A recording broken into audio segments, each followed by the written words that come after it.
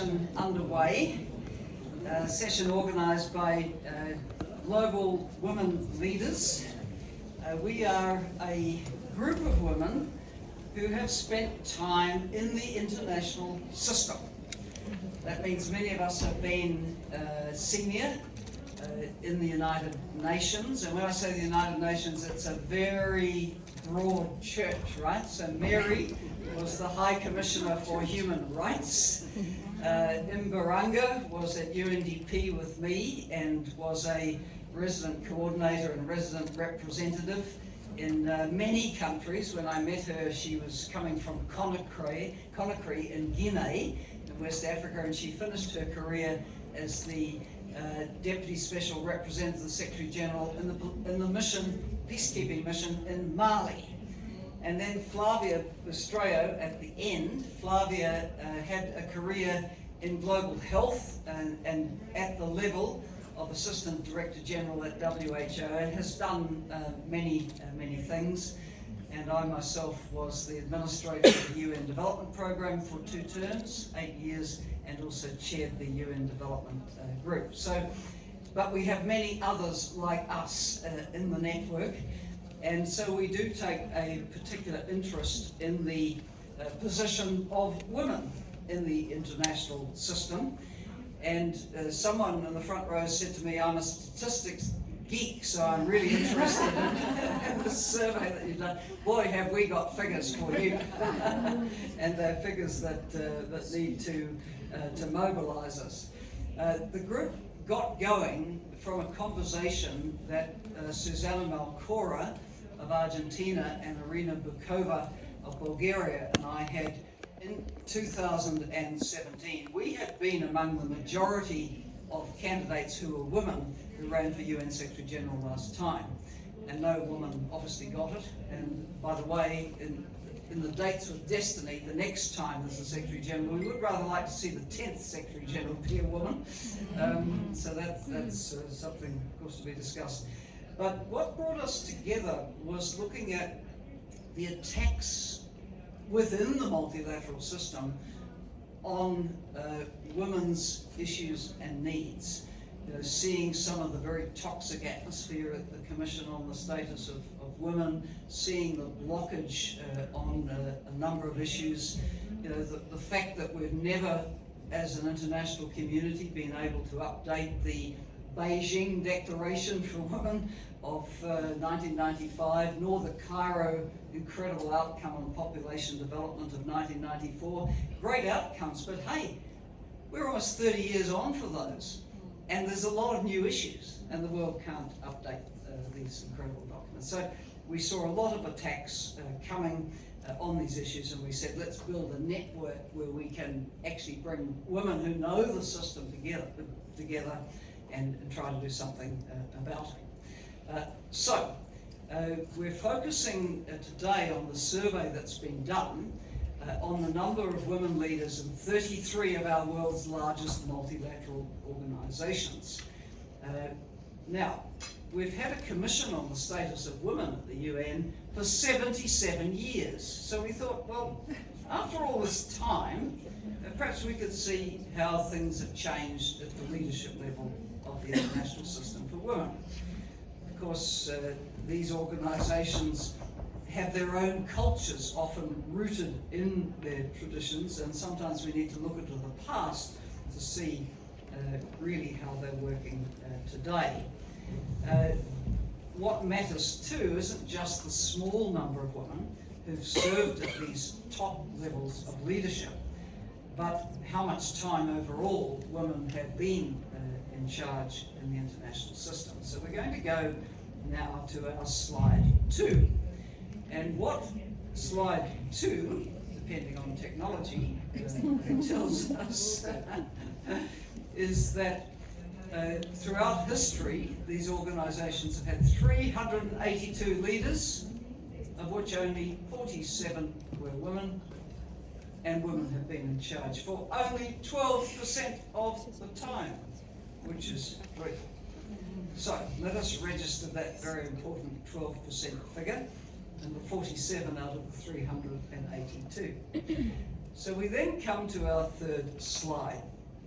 And this slide shows the gender of leaders of each organisation since 1945. Now, I mean, the writing's probably too small for people to make much sense of it, but if I can interpret it, the oldest organisations of the international system are at the top, and the younger ones at the bottom. And when we say younger ones, I mean UN Women is a very young organisation, and happy to say has had 3 women leaders. But the patterns that we see in that slide are that the older organisations, the ones at the top, are the least likely to be headed by women or to have had a woman leader. And then, as we so often see in leadership, for example, in governments, the women tend to be clustered in areas that are thought to be a bit more appropriate for them, right? So, we have had 2 women heads of WHO, which is important. Food. Women have had quite a good run in recent decades at the World Food Programme. UNICEF, a series of very senior women directors. Human rights. Women in more recent decades have held these positions. Population, UN Population Fund, of course, has had women leaders. But then if you look at topics like finance, commerce, energy, industrial development, all of which have major global and regional organisations, these are generally headed by men. Let's acknowledge the singular exception of the International Monetary Fund, which had Christine Lagarde, who's a highly respected woman leader, and now also Kristalina Georgieva from Bulgaria, who came from being a vice president of the European Commission, who was very, very senior. But if we move to slide 4, there are some areas where apparently qualified women can just never be found for the top job. It's the group of 13, and that does include all 4 of the world's largest development banks. They've never elected a woman as their leader. And we're going to go to slide 5, which is, I think, is a sort of a bit of a shout out. And again, if we go through the organisations that have never had a woman leader, and because you can't read it from there, I can read it from here. So, International Labour Organisation, Food and Agriculture Organisation, FAO, obviously the UN Secretary Generalship, the World Bank, the World Meteorological Organisation, they're the weather people, the International Atomic Energy Organisation, the International Maritime Organisation, they're the shipping people, the Inter-American Development Bank, the Asian Development Bank, the African Development Bank, the UN Industrial Development Organization, UNIDO, and the International Fund for Agricultural Development. So that's the list of 13, which have never managed to find a woman who was qualified to lead. Right. Having delivered this sobering news, I now hand over to Mbaranga, who's going to take you further on the journey of infamy or fame and get into the data a bit more. Mbaranga. Thank you, Ellen. By the way, a big applause to Ellen. I'm moving to the journey of this organization and why you're not getting there. But do you remember some of you when we were from the global economy, and do you remember that in the 90s there was a structural adjustment program? And some of the growing countries were very, very hurt because there was some kind of social policies imposed to the developing countries leaders to cut budgets for education, health. Women cannot talk about that. And then some of them suffer because that was the IMF and World Bank talking. Then in the UN we had an organization called the UNDP. It was the leading of the development agenda. For 44 years was led by men. Helen Clark came in 2009, breaking the ice and talking about development. We had the Human Development Index. The Human Development Index was really showing how are we doing in kind of advancing the Human Development Index. She's the one, as a woman, powerful, coming from. And I do remember, because I was in the UNDP, all women, I think it was a petition, our women is coming to United Nations Development Program. We gather in the UN General Assembly. Ellen comes with a fantastic culture of New Zealand, with the Maoris, and all this dressed in a very diverse way. And she established this image of women leader twice in her agenda. So I want to applaud her because she has done a fantastic job. And we're going to talk about pioneer of first women in this developing international organization. Of course, there's no introduction for Mary Robinson, who some of the Rwandan women may even remember when she was president of Ireland after 1994 genocide, how generous she was with women. I really want also to applaud her because she has been fantastic. And of course, our sister, I think they introduced her already.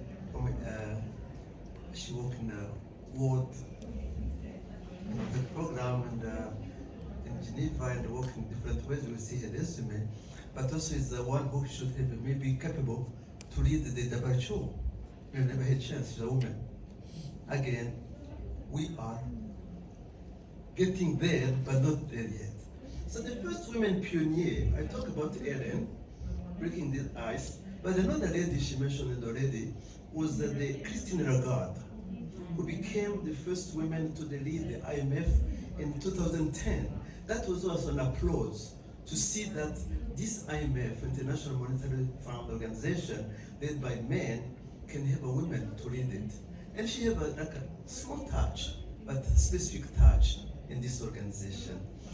Then more recently, so this organization, more recently we had Doreen Bogdan Martin, who was elected to run the International Telecommunication Union last year, and she ended a 157-year streak of uninterrupted male leadership. The ITU was founded in 1865. Can you imagine?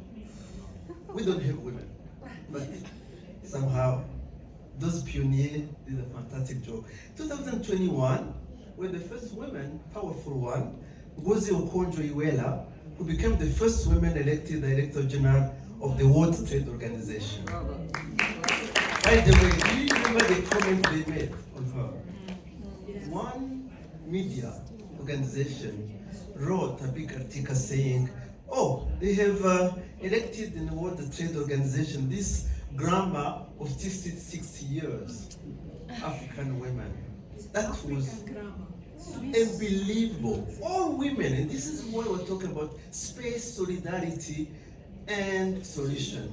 All women grab up, wrote to the director of this organization, media. They have to correct that and saying who she is really. That's the challenge we continue to face. And this year, Amy Pope became the first woman to head the International Organization for Migration. And you know that the migration has been there for many years.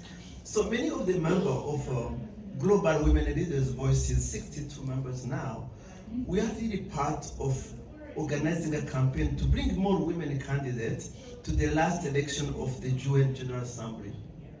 By the way, one of also main organizer in the Global Women Leaders, Maria Fernandez Espinosa, who's not here, who would like to be with us, was the fourth PR of UN Secretary General in General Assembly in 2018. And after her, there was no other woman to be the PR of UN General Assembly. So this is the campaign we are running now. We are really conduct this campaign to have all women candidates possible to run that. And then we also say that I think Ellen has said it already, but I want to emphasize that fact. Some of you have contributed to that effort, and you may recall that as a result of 7 of 13 candidates were women who were running to be the UN Secretary General, and Antonio Guterres won, but the campaign demolished the idea that there are not enough qualified women candidates, and that was really something special. I think that was a wake-up call, because all of us were so surprised to see that all these women qualified, none of them can, but who's electing the UN Secretary General? Member state. And who are those member states? Dominated by? But we are also part of that. Big number of women. Why don't we get together? Solidarity, campaigning, and we are doing it in the Women Deliver. So applause for that and continue to do that.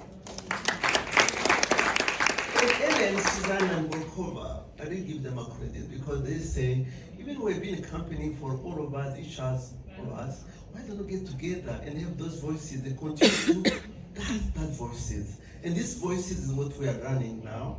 And I see there's some young people here. There's also something special. We are also aging. We're not maybe, I don't know if we have like a 40, 50. I think they were in the 50s, the 60s, and over. But then it's your turn. That's why we launch also her turn.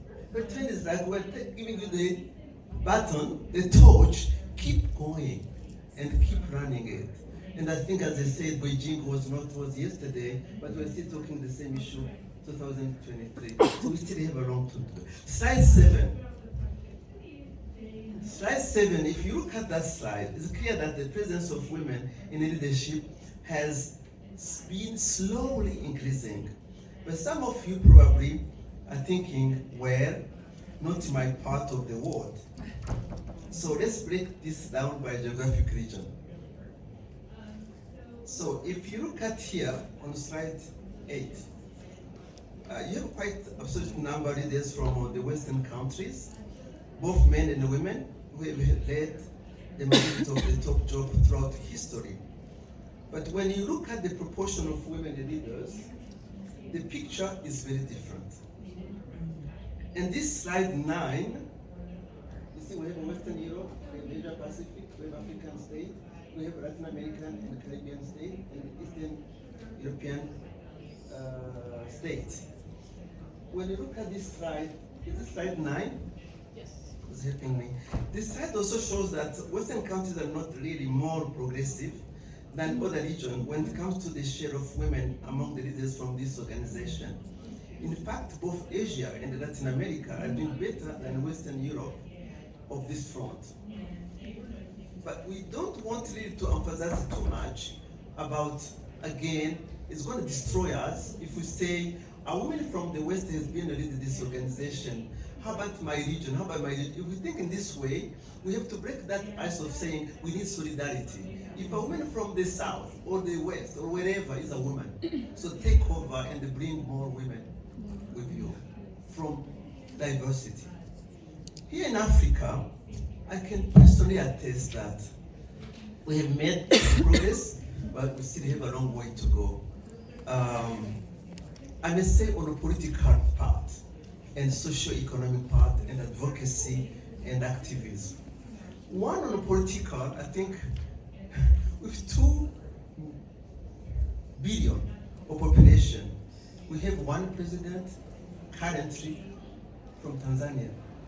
We have a president of Ethiopia, but you know president of Ethiopia and the prime minister, who has the power of governing body? The prime minister. So we still have a long way to go on this political path, even though we have the past Liberia, Malawi, Mauritius, shortly Central African Republic during the crisis when Catherine did really very well. I was the program manager at that time, and I remember what kind of job she did during the crisis. But they show that socio-economic level, we are progressing. We're bankers. We have business women. We have entrepreneur women. We have, really people who want to make it happen economically. And women are taking that space. On advocacy activism, I really see most of you guys, we've been advocating, And all of you really advocating on a grassroots level, community level. We're doing quite, but how about the leadership? Are we there? Are we that level? I just doubt. On an international organization level, okay, we're quite new, quite few. Currently, we have the Secretariat DSG, we have some of deputy ASGs, we have also some representative with SLSGs representing the Secretary General and Peacekeeping Mission, and also deputies. But we still have that level of leveling up and having really, again, the flambeau of taking over. Because when you have that, then you can dictate, not dictate, but you can establish your policy of bringing more women. The size 10 shows that the bottom line, despite these differences, is that women are still too rare, really, in leadership position. And it's to remember, always important to remember, that although international organizations can take some internal steps to change this reality, ultimate responsibility lies with the individual government who oversees this organization. I was just chatting with some people. There's some of the countries who don't care, we care about our national level. We don't care about this international organization. But I think that we should also balance, because being there in this international organization, give the voice, give the global perspective, and you can bring always home. So I do hope that when you campaign, when you do that, there's also the voice to occupy this space. And I thank you very much, and I relate to my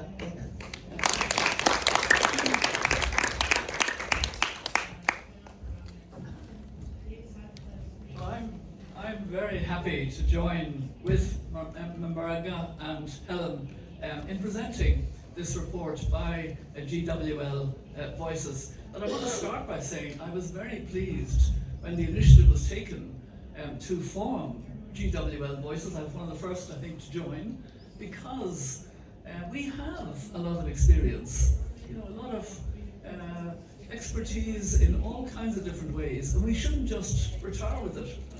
We should share it. We should encourage, as Mbaranga was saying, in particular to young people. We had our opportunity, we tried to do what we could, but there's so much more to be done, as each of the slides is showing. And we come now to the next slide, slide 11, which is the share of women among UN permanent representatives, meaning the ambassadors, the diplomats. And we see that it's 24% at the UN. I remember actually Madeleine Albright, when she became the US ambassador to the UN, the US permanent representative, speaking about the group of 7. There were 7 of them. So we have seen some improvement, not years and years ago, some improvement, but we are still up against it. So I'm invited to sort of present what we are going to try and do about it, because when we released this data that we've shown you today, many people said to us, thanks, but what about women in other senior positions in these organizations? We feel this is a really critical question, probing a bit further down. So GWL Voices is now gathering data on to present a more detailed report, and we'll release this next January, actually to be presented in Madrid, where we're going to have a big meeting of GWL Voices. And we'll look at the gender composition of the governing bodies and of the senior management teams of these organizations, just bring it to another level. And that will also, I'm afraid, expose the problem, because at that level, many important decisions are taken, key decisions on policies that feed up higher in the system. And it's not good enough that the General Assembly has just 24% of UN permanent representatives who are women, because the General Assembly has given overwhelming support to the gender parity strategy put forward by Secretary General Guterres. So it's words. So we need to move that. We need to say, words are not important, it's action that matters. And we should point out that a great deal of progress has been made at the middle and upper levels of these organisations. Many of them now have 30 to 40% women at the lower levels, or even full parity. The problem continues to be at the most senior executive levels and in the governing bodies. And as Mbaranga has pointed out, it's up to each country, through its representatives at these organisations, to show its actual commitment to gender parity. And I want to now look at the next slide, slide 12, which looks at the share of women presidents of the UN General Assembly. You know, the role of UN Secretary General is really very important, though I think now being a bit undermined, you know, with the many crises that we face. But increasingly, the role of President of the General Assembly has taken on significance. The President can convene and does convene, and presidencies plan for their presidency. So the fact that since 1946 there have been a total of 74 male UN presidents and only 4 female presidents tells its own story. And I just want to speak about the last female president. She's already been mentioned. Maria Fernanda Espinosa showed the power of the presidency of the General Assembly. Interestingly, I met with her in the stage when she was preparing to take over the presidency. So it was probably early September, because you take over during the General Assembly.